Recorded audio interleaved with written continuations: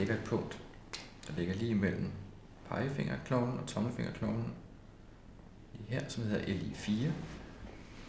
Så kigger vi på nogle punkter omkring albuen. Det, som vi skal arbejde med i dag og kigge lidt på, det er det, der hedder en lateral humerus epikondrit. Også det, som kaldes for en tennisalbue eller en musearm.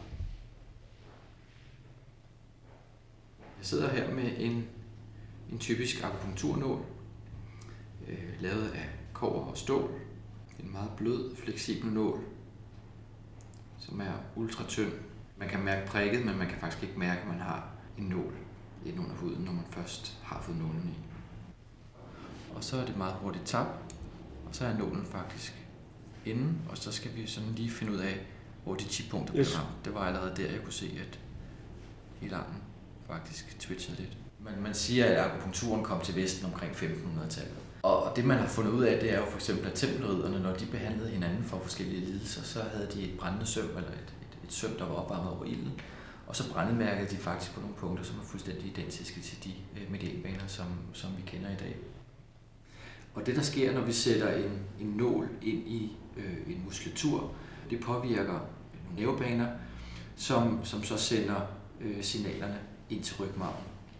Og i rygmarven bliver det transporteret videre op i cortex, som så responderer med at sende endorfiner rundt i kroppen.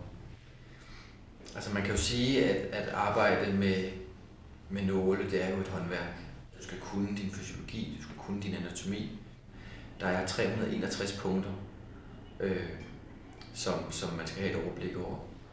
Det er jo et eller andet sted en intuition for, hvad der er det rigtige at gøre. De medialpunkter som sådan er jo ikke rigtig noget, man kan se. For der findes ikke en opskriftsbog om at sige, at hvis det er den lidelse, du har, så skal nålen være der. Og det er jo lidt som med så meget andet, at man skal jo også tro på det. Man skal tro på, at det virker. Fordi det er stadigvæk som alt andet, det er krop og sind, vi arbejder med. Der skal være en aktiv del fra patienten af også.